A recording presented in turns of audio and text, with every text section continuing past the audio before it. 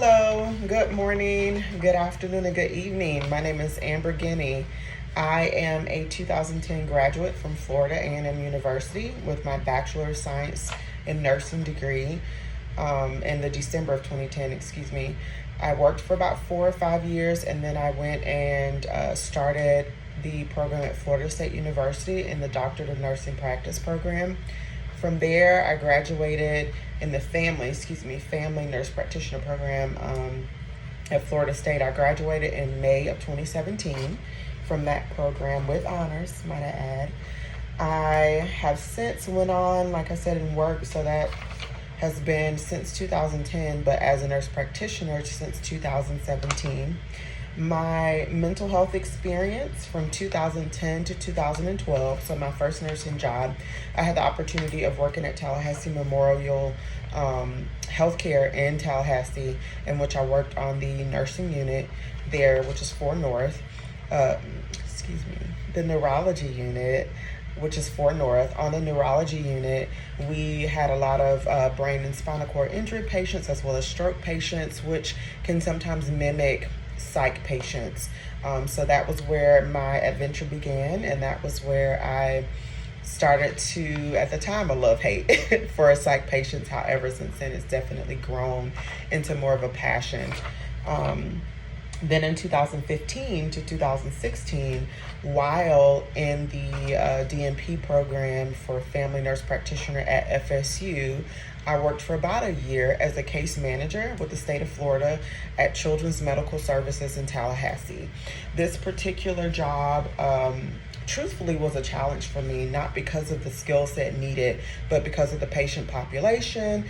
We worked with very medically involved pediatric patients. So as a case manager, medically involved oftentimes not only encompassed physical disabilities, but also mental disabilities. So there was a behavioral health clinic that provided care to the complex ADHD patients, ADD patients, autism, bipolar, schizophrenia, etc. And then, of course, like I said, there was the physical side of it as well. Then, since I graduated from FSU's Family Nurse Practitioner program in 2017, I have been working as a family nurse practitioner.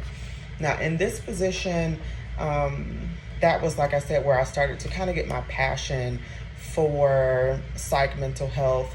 I initially worked in a rural area in Georgia in which psych mental health was A, not taken seriously, B, just not readily available.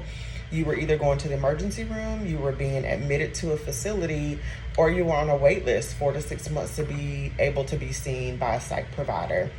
All of which can be intimidating, but also is discouraging. If you need help here soon in the next few weeks, you don't have time to wait, but it's not technically urgent enough to go to the ER, and going to a mental health facility is out of the question again because of the taboo behind psych and mental illness. So it made it difficult, honestly and truthfully, to encourage that in that community. Now I reside in San Antonio, Texas. Sadly, it's a larger city, but I'm running into the same stuff.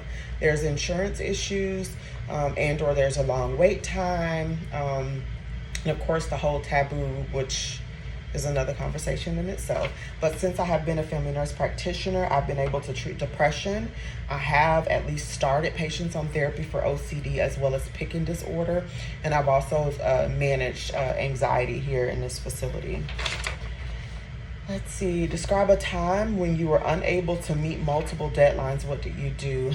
I'm going to be real and say that I'm very type A, so there's very rarely a time that does happen to me. However, when it does, I prioritize the deadlines. If I cannot make them, I'm pretty good about communicating. I'm pretty good at, like I said, about organization, about calendars, about staying on top of things. So communication is key.